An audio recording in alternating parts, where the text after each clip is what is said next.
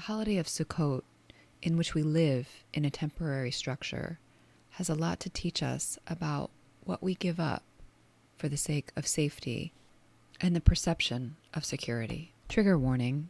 In this episode, we discuss an indigenous Senegalese ritual that involves animal sacrifice. This is Jews Talk Racial Justice with April and Tracie. A weekly show hosted by April Baskin and Tracie Guy Decker. In a complex world, change takes courage. Wholehearted relationships can keep us accountable. Tracie, Sukkot is here. Woo-hoo! I love this holiday so much. Do you? I love symbolism and meaning and metaphor and rich content and kind of like Passover, not quite to the same extent, but Sukkot is just so abundant in its meaning and depth. And like, I feel like we could go 8 straight years and have something new that we could focus in on from that's very different from the prior year. So I'm just so excited. And last year we had such a great conversation around this holiday of booths. I think that's kind of like what the English translation was just a weird name. Like, I think if I were going to have, it would be like the shelter harvest festival or something. I don't know. So like harvest, I don't like booth is not like, it just doesn't quite do it. Anyway. It makes me think of like vendors at a fair or something. Or like a phone booth or something instead of this like earthy, sturdy, yet fragile and temporary enclosure that holds friends and people we love. Super quick framing, right? Sukkot is this last 8-day festival where we're meant to build a sukkah, which the English, as we just said, is booth, but really that just doesn't qualify. So a sukkah is a temporary structure that has to be open on at least one side, closed on 3, open on 1. And the roof, and this, I think we will get into this in our conversation, the roof has to be made of natural materials. And you must be able to see the sky through it. So you should be able to see stars if you're sitting inside your sukkah and look up through the ceiling and roof. I think that's that. I'll stop with that. And that it starts to bring us to a close of the high holiday season. It's the second or third to last holiday before the final holidays that wrap it up. So we're in the home stretch, especially for any clergy or community lay leaders out there. Yeah, you're almost through. We're almost to Cheshvan. Yeah. To happy Cheshvan. Yeah. Chazak va'omet. Strength and resolution. We will get there. You will get there, clergy. We believe in you. So I think, yes, much strength. Chazak to you. You continue to go from strength to strength. You're almost the high holiday finish line.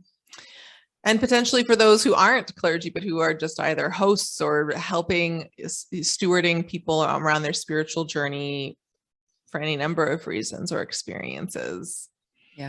Sending you strength and love too, and solidarity. I don't know about for you or our listener, but within Judaism, there's certain concepts in particular, or images or symbols or rituals that really stand out to me. And this concept of shelter, of enclosing, of being safe, as someone who over the course of my life has moved a lot and things, there's a way in which this idea of shelter that I think is a huge theme and an interesting theme that we're going to dive into around the ways that Sukkot plays on this theme and dissects it and opens it up a little bit. But I love the idea of, and the practice of, I have never built a sukkah yet. I've just been a partaker of a guest of many lovely hosts. engaging in hachnasat orchim, welcoming guests and friends. But as someone who loves nature, but also has certain fears, there's a real sweetness to me that this holiday has about this both and of having a shelter, but not a fully complete shelter. And I'm excited to explore and unpack the meaning that this may have and its potential application as it relates to our living in our broader lives, and more specifically with racial justice. Yeah. So I'm going to frame this based on that introduction. I'm going to keep this going with a quote from Alan Liu's "This is Real and You Are Completely Unprepared," which I read for the first time just recently. And he dived into the high holidays, starting with Tish B'Av and all the way through Elul, and then into this current season that we are in. And what he says about a sukkah, he says, in the sukkah, a house that is open to the world, a house that freely acknowledges that it cannot be the basis of our security, we let go of this need. That is the need for security. The illusion of protection falls away, and suddenly we are flush with our life, feeling our life, following our life, doing its dance, one step after another. And what really kind of landed for me with that idea, which he keeps talking about the sukkah as the house, which is only an illusion of a house, was the trade-offs that we make. Our houses provide us security and safety, but they also keep us from seeing the stars at night and keep us from our neighbors sometimes, and keep, like, there are things And that, nature and nature and our proximity and relationship to nature. Yeah.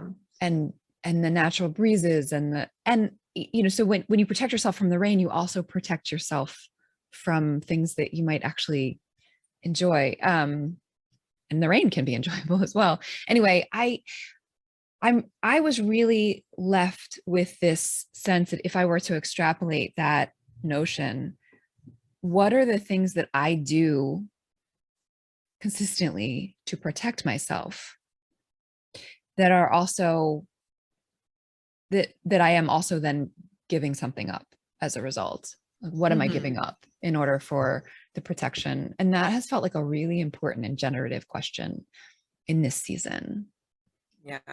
In this season, as we are entering the first few weeks of the Shemitah year, there are many different implications around power and race that this has, from macro to micro in each of our lives, to societal choices and decisions. And so I do think that this is interesting. And I think this basic example or metaphor that Sukkot provides, when I think about how much I depend on my home for safety, and how much I love and treasure when I'm in the sukkah, and the different ideas that are possible, and the different kind of relating with friends and family, that being honestly in our natural element as humans, as mammals, as evolved mammals who still have a very deep relationship with nature that has largely been most often muted in various ways or impaired by modern society.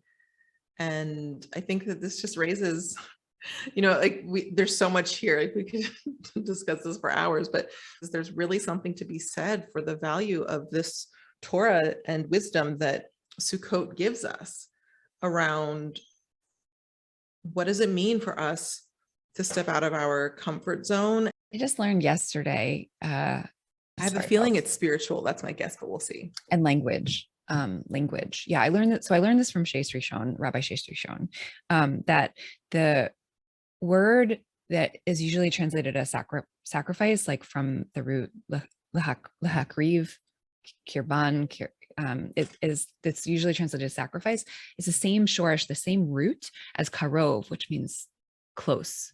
And so like the words for drawing close and for sacrifice, specifically like the burnt offering, the immolation sacrifice, are related in the actual linguistics and the from Torah, right? Like we sacrifice an animal and burn it up, and in so doing draw closer to the divine from the Torah stories, right?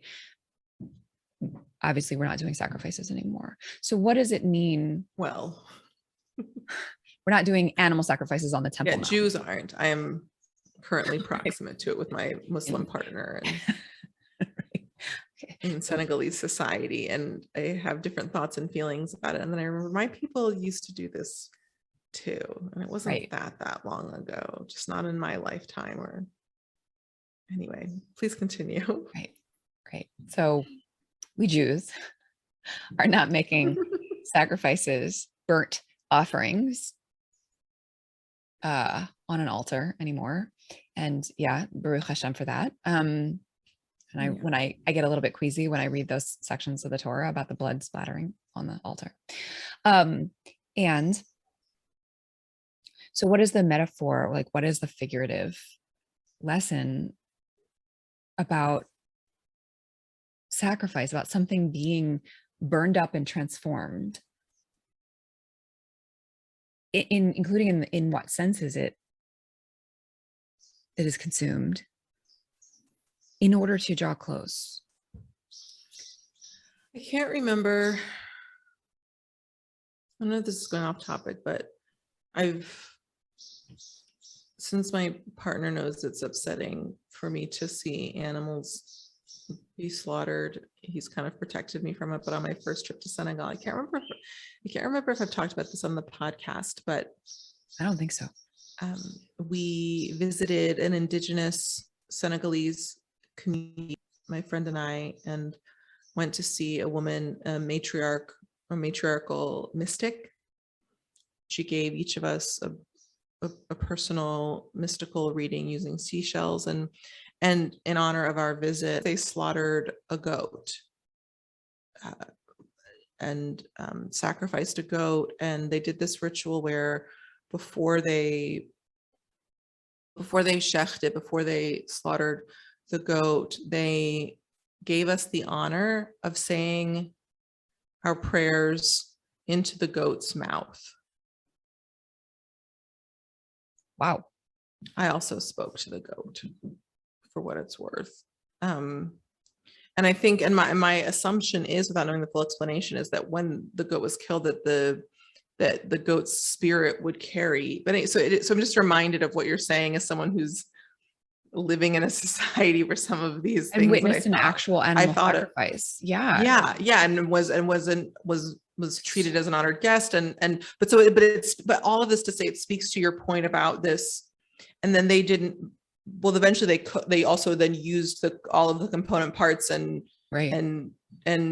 disemboweled it, but after they cut its throat. But before that, they had us each do this ritual and asked if we were complete of saying our prayers to God into the goat's mouth, which was one of the most intimate and visceral experiences I've ever, and humbling, I've ever had, and also trying to make sense of it around wanting to honor their custom around someone who's very, has a very strong critique of factory farms. Also noticing that this wasn't a factory farm. This was one goat that was going to feed this whole village.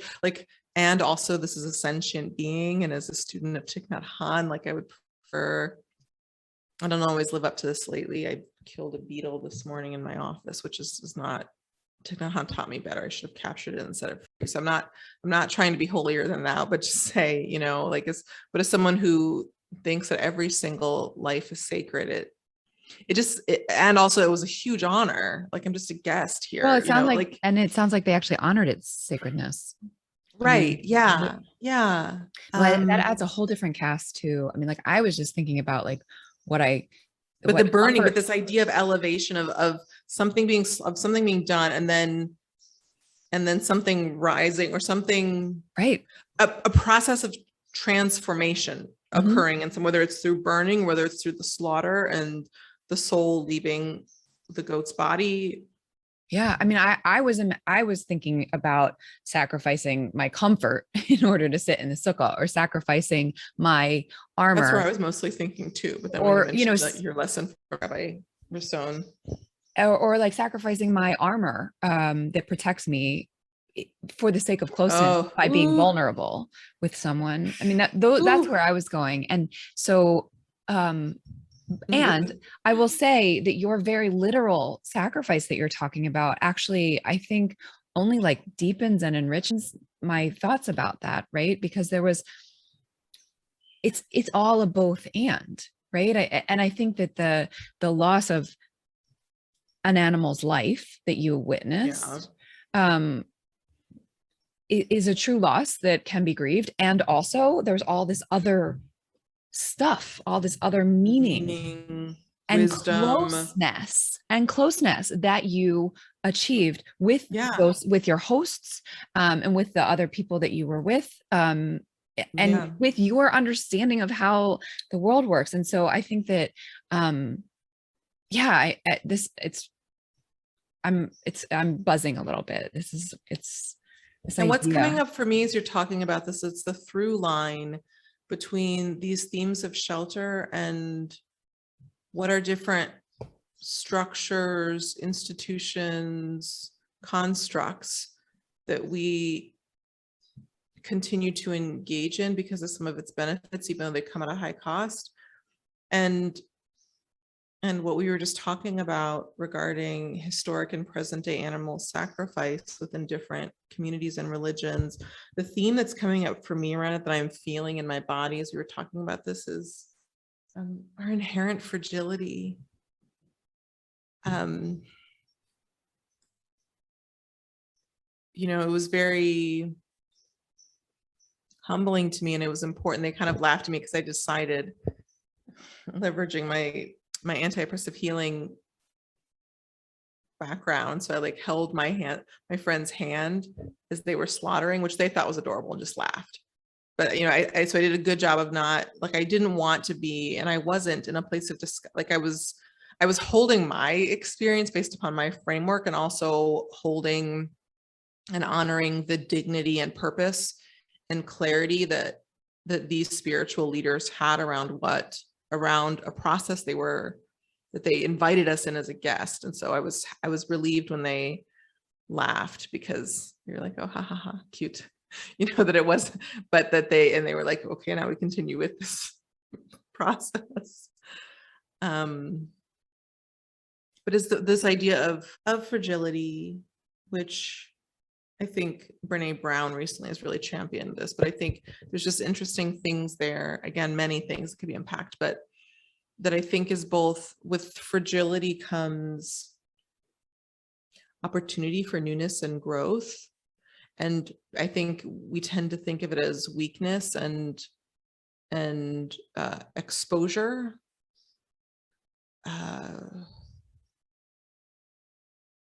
But it's also the root of so many new possibilities around any of the different permutations, around any of the different iterations of where we could look at this, of the metaphor of the house versus the sukkah, and what the sukkah gives us. Because every time I've been in a sukkah, even with folks I don't know that well, I can tell you it was a far more enriching experience than my average meal in a house. Yeah. Yeah. And some of that was definitely the novelty, but it wasn't. It was for me, especially someone who's aware of the very meaningful and real and continually evolving relationship I have with nature. It was about being with people I love and being in the elements to some way, or the feeling, as you said, feeling the breeze on my skin, seeing the fruits hanging, smelling the fragrances of it being a much more embodied, holistic.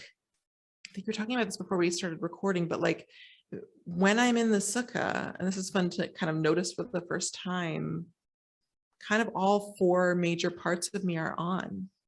My brain around the conversation, my spirit, because nature brings my spirit alive. When I can see the stars, when I hear the leaves, when I see a lizard, when I see natural life, it brings me to life, right? And the emotions, and the physicality of it, the feeling it, the sensing, like it's just this. I think even in the ritual, right, of the lulav, of the shaking of the lulav is so much more embodied than, well, okay, context Reform Jew. So when we daven, we don't actually move a whole lot, but on Sukkot, right, with the lulav, like you're supposed to smell the hedgehog and the beautiful scent of the citrus and the actual holding and shaking and the sound of the branches. I don't know. And those things are like possible to do indoors, but like new thoughts are coming, right? Like there's something that exposure, there's expansion that seems possible when the conditions have that exposure, and that expansion is not possible when we are contracted or locked. Right. You can't put a lock on a sukkah. You cannot put a lock on a sukkah. Right. No. Like and when that happens, there's different conversations. It shifts things. Right. And so I like this idea of thinking about how is that true for other areas in my life where I could choose to be open to my own fragility, but also the possibility for expansion and growth and newness. Yeah. I think that's such a great question. And I also come back to the sukkah again, like one isn't expected to give up the lock and the fourth wall and the ceiling forever. Right? We're not obligated to live in a sukkah 365 days. We're obligated to live in a sukkah for 8, right? 8 of the 365. And so there's something too about the importance of the cycle that is sitting with me as well, about that this is a thing that we need to force ourselves to do, invite ourselves to do, that we get to do in regular intervals, and what new spaciousness and expansion and closeness can we intimacy can we welcome into our lives. And I want to name, like, as I think about briefly, and I feel like we're drawing to a close here. It feels like just the nature of our conversation. Yeah. It's like, I feel like we're approaching completion, but I think I just want to squeeze in one more part here, specifically around racial justice. Of what an interesting way to think about racial justice and taking certain courageous, purposeful risks is that when we do that perhaps it's like being in the sukkah, and how can we, and that actually often is the case for a number of folks, that they may have some support, but it's not fail-proof. It's not bulletproof. The nature of racism being such an adaptive and enduring challenge, it's complicated. There are a number of variables, kind of like the natural world. But I just love this idea of, but what if we began to think of taking these purposeful, intentional, mindful steps into racially just vulnerability, intimacy, newness, and began associating it with being alive. Like, what if that helped to bring us closer? And if we began thinking of it as bringing us closer to the edge of who we are becoming, rather than it being a vulnerability and a danger. Right. But, and two, now I'm thinking, like, is there a way to have aromatherapy happening? That like Sukkot provides, like, how do we, and how, like, it's kind of just interesting. I think the place where I'll end this thought and pass it back to you, Tracie, is like, as we're doing racial justice work, I see a lot of parallels in the structures and safety we have versus the power of the sukkah. And similar to the sukkah, in this case, it's only 8 days a year. And I think you should do racial justice more than 8 days a year, but it's Yes, not yes. necessarily Amen, where you amen. Thank you for saying that out loud. live.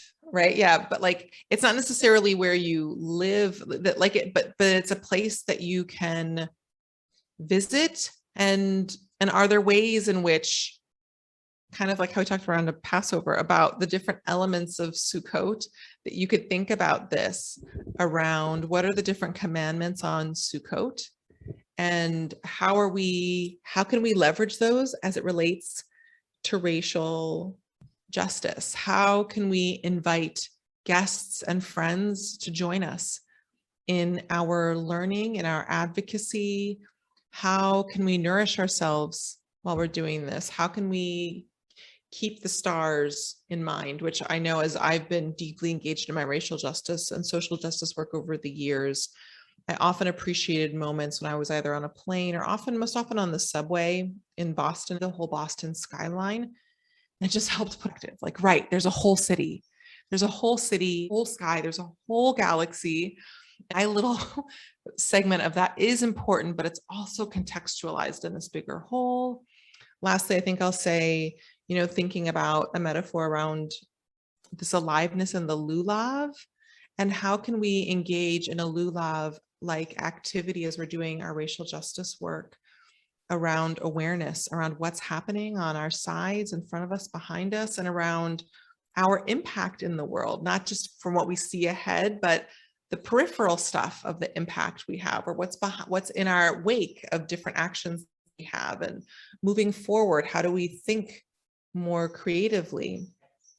Anyway, this is very new and fresh, but I think it fits with the spirit of what we're talking about. I love that. I love that as the lulav, as a metaphor. Like it's on all sides. And also above, when I forgot, also, and down below and above. Below right? and So above. Also, right. Of like, how are we rooted? Who are the ancestors with whom we are connected, either in our own families or in movement work? And in terms of above, around any number of ideas, one of which is often people associate above, although I love Aurora Levins-Morales' emphasis about divinity being rooted in the earth. So I love that poem. Right. Yeah, I do too. And it, as someone who's studied African dance for a number of years and other indigenous dances, which are often earth-based, and you can see that throughout different diasporas, particularly the African diaspora. What she said, like spiritually, intellectually, with what I know, like it really spoke to and combined all these things into a Jewish prayer. We'll have to find a way to share that in time. Yeah, it's available publicly. I don't think it is publicly. I think it'll be in her available. next published work, I think. Yeah. I will ask. But anyway, but potentially also, often at times through the Eurocentric, particularly perspective of upward spiritually, or it could also be upward in terms of just growth and who we're becoming, that might not be fully actualized in terms of our next steps, but in terms of the realm of vision and nascent possibility. Yeah. So I really like that idea. Sorry, back to you. Well, I like the idea of the lulav, then the sukkah, and this temporary moment where we're invited to really get rid of, but step out of the things that that protect us, not because we don't need to do that the rest of the year, but because the idea is that it's like a boot camp, right? And it's a boot camp for these 8 days where you're invited to be super aware, hyper aware of what you gain when you sacrifice the things you thought protected you, and aware of your space literally around you with the 6 directions of the lulav. And then you carry that back into your home. Yeah. After the festival is over, you carry that back into your life. And we're human. And so it fades, we drift, and we come back to the sukkah next year. But there's something that, when you started talking about the image, the metaphor of the lulav and the 6 directions, that really feels resonant, that I physically touch those 6 directions with this natural combination of plants, so that next week when they are not in my hand, when the lulav is not in my hand and I can't smell it and I can't hear it, I still remember, like with a muscle memory, with a sense memory, I remember the awareness of that space, and extrapolating that out metaphorically and spiritually. This has been a really powerful conversation for me, April. Yeah. I'm going to be thinking about this stuff for a long time. Yay. Thanks as always for being such a good friend and partner, Tracie. And thanks to you, friend, for tuning in and joining us. We're so glad to be on this journey with you. Chag Sameach. Chag Sameach. Happy Sukkot. Thanks for tuning in. Our show's theme music was composed by Elliot Hammer. You can find this track and other beats on Instagram at Elliot Hammer. If this episode resonated with you, please share it and subscribe. To join the conversation, visit JewsTalkRacialJustice.com, where you can send us a question or suggestion, access our show notes, and learn more about our team. Take care until next time, and stay humble and keep going.